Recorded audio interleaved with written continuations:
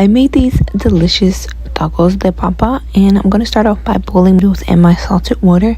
Once they're done, we're going to transfer them into a bowl, and now I'm going to add in about 2 tablespoons of butter, give that a good mix, and I'm also going to be adding in some mozzarella cheese, or you can use your favorite melting cheese. We're going to add garlic powder, onion powder, black pepper, and salt. You can also add chicken bouillon, and I'm just going to add the mixture into my corn tortilla, and I'm going to close it really tightly. And here's the first one. Now I'm going to continue with the remaining tortillas and papa.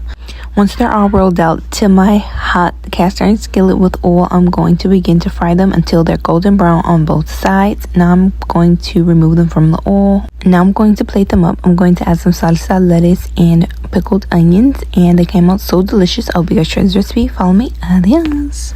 Guys, these were so delicious. I'm going to show you guys how I made my Nashville hot cheese sticks. So we're going to add some paprika, salt, onion powder, and cayenne pepper to 1 cup of flour, and we're going to mix that together. We're going to crack 2 eggs and mix that really well, and we're going to add the same seasonings that we added into our flour to our breadcrumbs. And I did use Kobe Jack cheese, which is still really good, but you can also use mozzarella. I'm going to dip my cheese into the egg mixture, flour, and then egg and breadcrumbs. You want to make sure that you don't cut your cheese too thick or too thin. I placed them in the freezer for about 1 to 2 hours, and for the Nashville sauce, I added in all of the seasonings that we used in the flour, along with some brown sugar and oil, and gave that a mix. I'm going to fry my cheese sticks for about 5 minutes. And look how good this looks. I paired this with some ranch. Hope you guys try this recipe. I'm going to show you guys how I make my delicious camarones a la diabla. We're going to start off by sauteing our vegetables in some oil. I'm going to add half of an onion, 3 garlic cloves, 2 whole tomatoes, and I'm just going to add in my guajillo chiles and my 2 chile de árbol. If you like your camarones more spicier, you can add 3 to 4 more chile de árbol. Once I flip my vegetables, I am going to make a shrimp stock. I added my shrimp shells into my boiling water, and I let that boil for 3 minutes. In the meantime, I added all of my vegetables into my blender along with some chicken bouillon and blended it. Now I'm going to saute my onions in some butter and also the shrimp. Once the shrimp turns pink on both sides, it is ready to add in the sauce. We're going to turn the heat off, and now we can plate. I garnished my camarones with parsley, and I squeezed over a little bit of lemon. And here's the taste test. These camarones a la diabla came out super delicious. I hope you guys try this recipe. Follow me on everything. Once you taste this delicious garlic butter parm corn, you're not going to want to go back to just eating regular corn. I'm going to show you guys how I make it. I'm going to start off by adding a stick of butter into my pan, minced garlic, and parsley, and we're going to melt that down. We're going to add in some garlic powder, salt, and black pepper. And I boiled my corn. You can also grill your corn, and I'm just going to place it in my pan, and I'm going to begin to brush my corn with the butter sauce just like this. And now I'm going to pour over the remaining sauce and garlic and parsley over top just like this, and I'm going to finish it off with some shredded Parmesan cheese. This garlic butter parm corn came out so delicious. If you guys try this, make sure you tag me. Let me know what else you guys would like to see. I hope you guys try this recipe. Follow me. Adios. If you all have never had fresas con crema, you need to try this recipe immediately. I'm going to start off by washing my strawberries. I'm going to place them in a bowl and add some baking soda and let them soak for about 10 minutes. While that's soaking, I'm going to start with our cream mixture. I'm going to add some sour cream, media crema, sweetened condensed milk, and you want to add all of your sweetened condensed milk. I'm also going to go in with some vanilla extract, and I'm going to combine this really well, and your mixture should look like this. Once our strawberries are done soaking for about 10 to 20 minutes, I'm going to begin cutting my strawberries, and we're just going to make little slices just like this, and make sure you save some for garnish. Once our strawberries are all chopped up, I'm going to add them into the crema, and I'm going to give it a good mix. And at this point, you're going to smell all of the delicious flavors, and it smells so good. I'm going to add my fresas con crema into my bowl and garnish it with some strawberries. And here's the taste test. This came out so delicious. 10 out of 10. Follow me. Adios. This is how I made my delicious chile rellenos.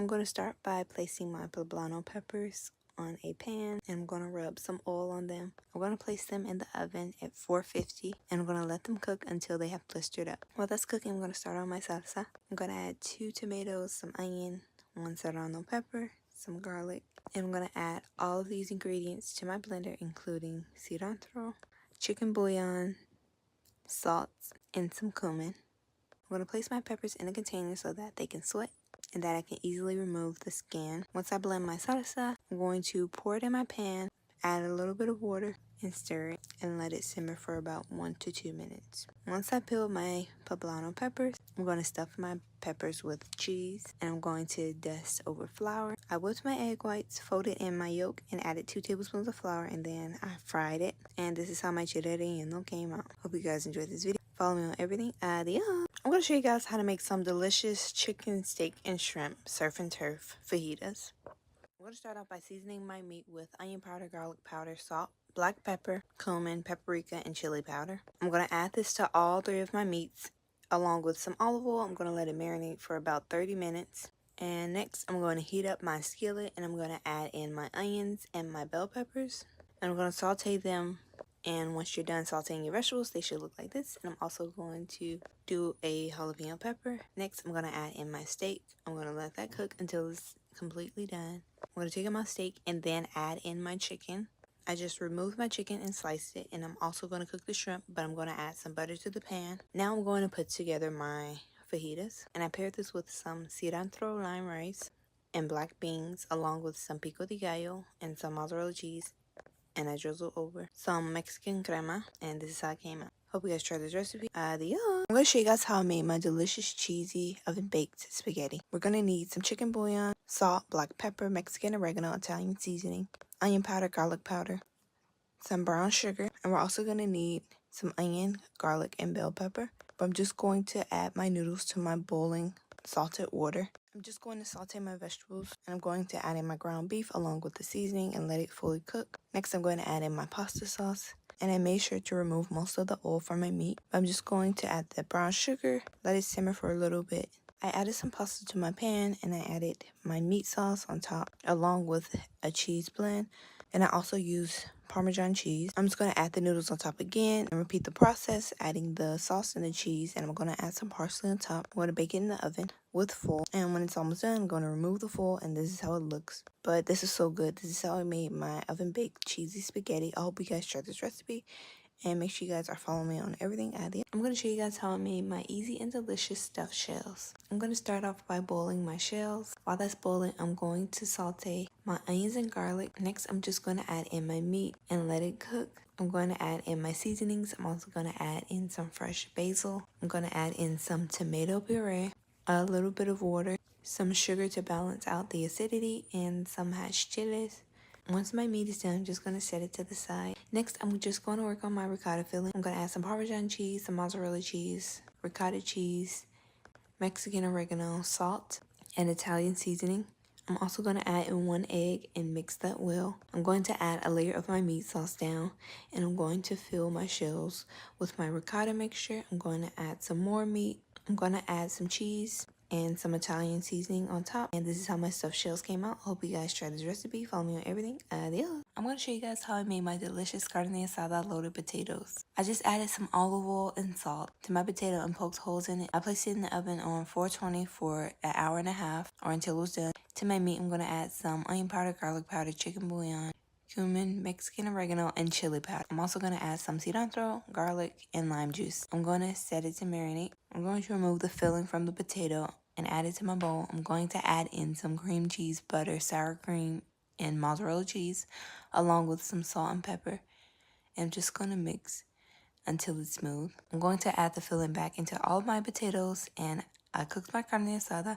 I'm going to add my carne asada on top, add some cheese, and I'm going to place it in the oven until it melts. I'm going to add some pico de gallo, salsa verde, and some guacamole. And this is how I made my loaded potatoes. Follow me on everything. Adios.